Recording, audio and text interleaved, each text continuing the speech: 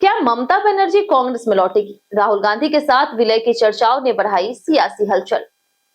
पश्चिम बंगाल की राजनीति इन दिनों जिस तरह के उतार चढ़ाव से गुजर रही है, उसने देश भर की राजनीतिक हलचल को तेज कर दिया।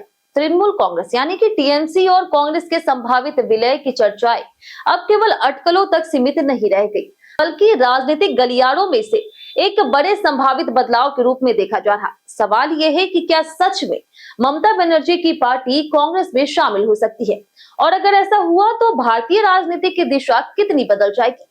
दरअसल इस पूरे घटनाक्रम की शुरुआत उन खबरों से मानी जा रही, जिनमें यह दावा किया गया कि पश्चिम बंगाल में बदलते राजनीतिक हालात, संगठन के भीतर असंतोष और कथित तौर पर सांसदों विधायकों की बगावत जैसी परिस्थितियों ने टीएमसी नेतृत्व को दबाव में ला दिया है।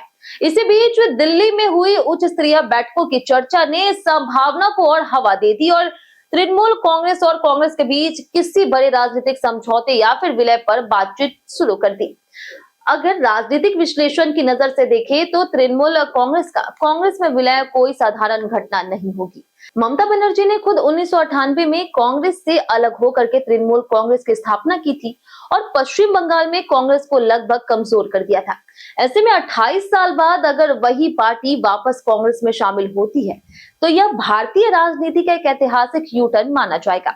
हालांकि इस तरह के विलय की राह इतनी आसान भी नहीं दिखती। सबसे बड़ी चुनौती विचारधारा और नेतृत्व का संतुलन होगा। भारतीय राष्ट्रीय कांग्रेस और तृणमूल कांग्रेस दोनों ही विपक्षी राजनीति का हिस्सा है, लेकिन दोनों की कार्यशैली, क्षेत्रीय रणनीति और नेतृत्व शैली में बड़ा अंतर है।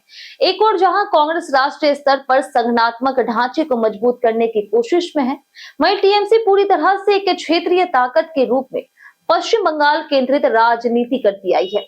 अगर यह विलय होता है तो इसका सबसे बड़ा फायदा विपक्षी एकता को मिल सकता है। इससे केंद्र की राजनीति में एक मजबूत गठबंधन खड़ा हो सकता है, जो भारतीय जनता पार्टी के खिलाफ एक बड़े राजनीतिक मोर्चे के रूप में उभर सकता है। साथ ही ममता बनर्जी और उनके सहयोगियों को राष्ट्रीय स्तर पर एक मजबूत मंच भी मिल सकता है, जिससे उनकी राजनीतिक पहुंच और प्रभाव दोनों बढ़ सकते हैं। लेकिन दूसरी तरफ कांग्रेस के भीतर भी इस संभावित विलय को लेकर के विरोध की आवाजें उठ सकती है। खास करके पश्चिम बंगाल कांग्रेस का एक बड़ा हिस्सा इसे आत्मघाती कदम मान सकता है, क्योंकि लंबे समय तक दोनों दल एक दूसरे के खिलाफ चुनाव लड़ते आ रहे हैं। संगठनात्मक स्तर पर भी यह सवाल उठेगा कि नेतृत्व किसके हाथ में रहेगा और निर्णय लेने की शक्ति किसके पास होगी। वहीं राजनीतिक जानकारों का यह भी मानना है कि फिलहाल यह पूरा मामला अधिकतर राजनीतिक दबाव, रणनीतिक संदेश और संभावित गठबंधन की अटकलों पर आधारित हो सकता है।